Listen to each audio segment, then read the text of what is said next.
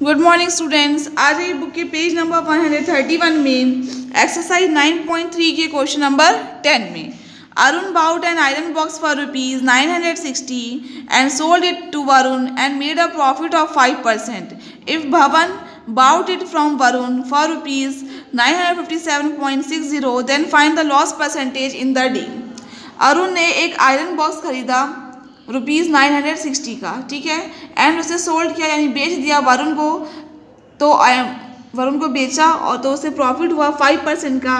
If भवन ने भवन जो है वो खरीद रहा है इसको, मतलब उसी आयरन बॉक्स को वरुण से फॉर रुपीज़ 957.60 रुपीज़ में, तो लॉस परसेंटेज क्या होगा डील में वो फाइंड करना है। देखिए सिंपल है, अरुण ने उस एक आयरन बॉक्स खरीदा 960 रुपीज़ का, और जब उसने खरीदा उसको 960 रुपीज़ का, उसके बाद उसने उसको सेल किया। जब उसने उसको सेल किया तो उसे 5% का प्रॉफिट हुआ, ठीक है। और अरुण ने उसे किसको सेल किया? वरुण को, ठीक है।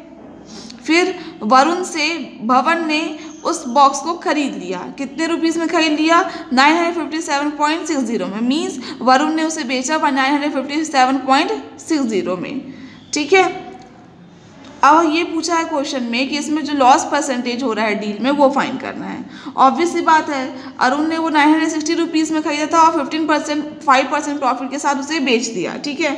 फिर भवन ने वरुण से उस बॉक्स को खरीदा, ठीक है, इतने रेट में, मतलब ये जो रेट है इससे भी कम रेट में खरीदा, ठीक है। तो इसका मतलब वरुण को क्या होगा? लॉस ही हो रहा होगा। तो हमें लॉस परसेंटेज फाइंड करना है कि उस डील में क्या होगा। चलिए देखते हैं कैसे सॉल्व करेंगे इस क्वेश्चन को।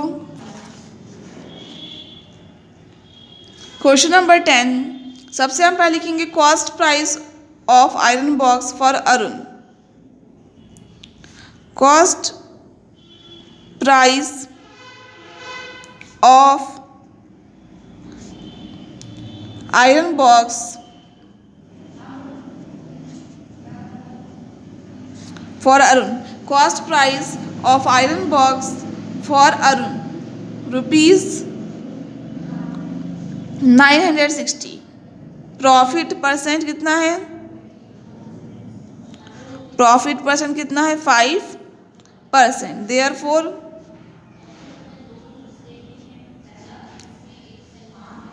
देयरफॉर एसपी कितना होगा? सेलिंग प्राइस कितनी होगी? 960 plus 5% of 960 means 960 plus 5/100 into 960। 0 से 0 कैंसिल, 5 1 5, 5 2 10, 2 1 2, 2 4 2 8 16। तो कितना आ गया? 960 प्लस 48 आ जाएगा रुपीज़ 1008, ठीक है। मीन्स सेलिंग प्राइस कितनी आ गई? रुपीज़ 1008। मीन्स अरुण ने उस बॉक्स को वरुण को रुपीज़ 1008 रुपीज़ में बेचा है, ठीक है। ऑल्सो when Bhavan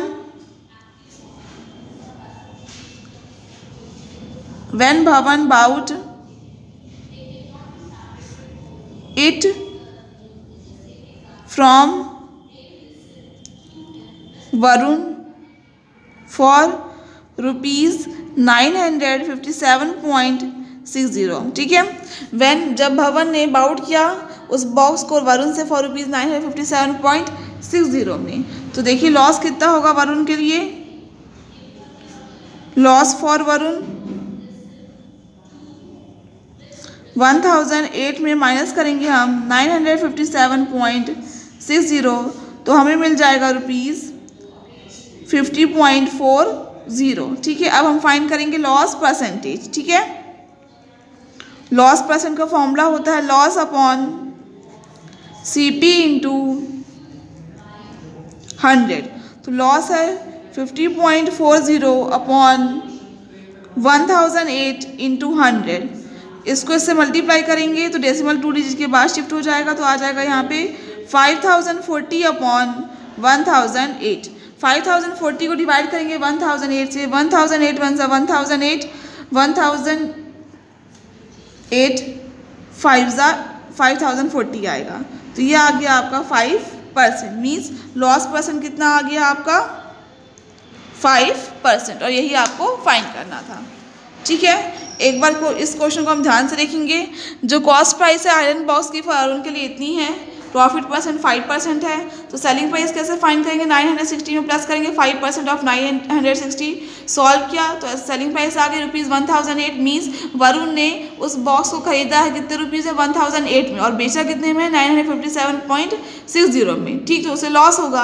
अब लॉस कैसे फाइंड करेंगे, इसमें से इसको माइनस कर देंगे तो आ गया ₹50.40।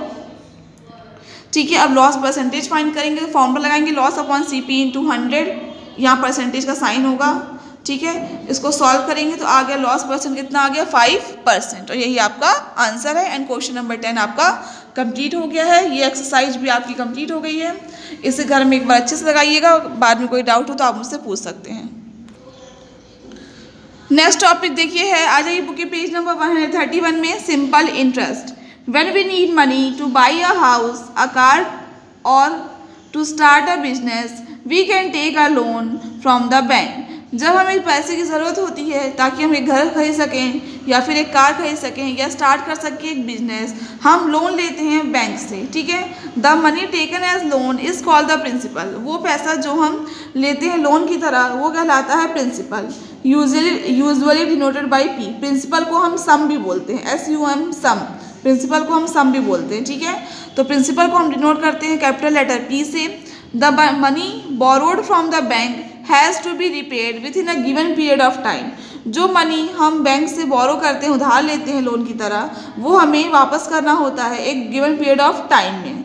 The total amount that the borrower has to repay is more than the principal. जो टोटल अमाउंट बोरोअर को जो रिपे करनी होती है वो प्रिंसिपल से ज़्यादा होती है। The additional amount that a borrower has to repay is called the interest. जो एडिशनल अमाउंट एक बोरोअर को रिपे करनी होती है वो कहलाती है इंटरेस्ट। यूजुअली डिनोट किया जाता है एज I से भी और एज SI से भी। ठीक है, वैसे I से किया जाता है क्योंकि इंटरेस्ट है। ठीक है, फिर आगे देखिएगा SI बताऊंगी क्या होता है। So the total amount to be repaid is equal to principal plus interest और amount is equal to P plus I। ठीक है, तो जो टोटल अमाउंट रिपे करना है वो कैसे फाइंड करेंगे, हम प्रिंसिपल प्लस इंटरेस्ट करेंगे। Means amount is equal to P plus I, ये फॉर्मूला बन गया। Amount is equal to principal plus I को हम सिंपल इंटरेस्ट भी कहते हैं SI। ठीक है, नेक्स्ट देखिए, in the same way the bank gives interest for the money we deposit in the bank. Similar way में इसी तरह से जो बैंक होता है वो हमें इंटरेस्ट देता है उस पैसे के लिए जो हम बैंक में डिपॉजिट करते हैं। The money borrowed can be repaid in 2 years, 3 years and so on. Money जो हम बोरो करते हैं, उधार लेते हैं, वो रिपे की जा सकती 2 साल में, 3 साल में, जितने साल के लिए आप लेना चाहें। ठीक है, but we have to give the interest for that duration. लेकिन हमें इंटरेस्ट देना पड़ता है उस ड्यूरेशन के लिए। Suppose a person borrows ₹100 for 2 years at the rate of 11% per year. Suppose करिए एक पर्सन ने बोरो किया ₹100 2 साल के लिए, किस रेट ऑफ इंटरेस्ट में, 11% पर ईयर में। ठीक है, तो ही हैज़ टू पे इंटरेस्ट फॉर 2 years। तो उसे इंटरेस्ट पे करना होगा 2 साल के लिए। As the interest for 1 year is ₹11, the interest for 2 years is ₹22। जो इंटरेस्ट है 1 year के लिए 11 रुपीज़ है, तो इंटरेस्ट फॉर 2 years के लिए कितना होगा, ₹22। ये जो this method of calculating the interest is known as simple interest where the principal is the same for both the years. ये जो मेथड होता है कैलकुलेट करने का इंटरेस्ट, इसे हम कहते हैं सिंपल इंटरेस्ट, जहाँ पे प्रिंसिपल जो होता है बोथ द ईयर्स के लिए सेम रहता है। ठीक है, नेक्स्ट आ जाइए पेज नंबर 132 में। नेक्स्ट आ जाइए बुक के पेज नंबर 132 में। ये देखिए इंटरेस्ट का फॉर्मूला होता है P into R into T upon 100। Interest को हम सिंपल इंटरेस्ट भी कहते हैं, तो हम इस तरह भी लिख सकते हैं simple interest is equal to P into R into T upon 100। ठीक है, नेक्स्ट आ जाइए एग्जाम्पल नंबर 1 में। Isabella borrowed ₹15,000 from a bank for 3 years at the rate of 12% per annum. Find the interest she has to pay during this time. Isabella जो है उसने बोरो किए ₹15,000 एक bank से 3 साल के लिए, कितने इंटरेस्ट में, 12% पर एनम में के लिए। ठीक है, अब हमें इंटरेस्ट फाइंड करना है जो उसे पे करना होगा इस टाइम में। ठीक है, प्रिंसिपल दिया है, रेट दिया है, टाइम दिया है, सिंपल इंटरेस्ट का फॉर्मूला लगाएंगे P into R into T upon 100, values put करेंगे, सॉल्व करेंगे तो आ गया ₹5,400। ठीक है, नेक्स्ट आ जाइए एग्जाम्पल नंबर 2 में। Mister Sajan deposited ₹25,000 in a bank which pays 11.5% interest per annum. Find the amount he will get after 5 years. Mister जो surgeon है उन्होंने डिपॉजिट किया 25,000 रुपीज़ एक बैंक में जो उन्हें दे रहा है 11.5% इंटरेस्ट पर एनम, ठीक है। अब हमें अमाउंट फाइंड करनी है जो उन्हें 5 ईयर्स के बाद वापस मिलेगी। प्रिंसिपल दिया ₹25,000, रेट दिया 11.5%। याद रखिएगा पी पर एनम दिया है, मतलब पर ईयर के लिए, ठीक है। और टाइम दिया है 5 ईयर्स। तो फॉर्मूला लगाएंगे P into R into T upon 100, values put करेंगे, सॉल्व करेंगे तो सिंपल इंटरेस्ट आ गया ₹14,375। अब हमें ये फाइंड करना है, वो अमाउंट फाइंड करनी है जो उन्हें वापस 5 साल के बाद मिलेगी। तो कौन सी अमाउंट मिलेगी? प्रिंसिपल प्लस SI यानी इंटरेस्ट। तो amount is equal to P plus I, दोनों को ऐड करेंगे तो आ जाएगा ₹39,375।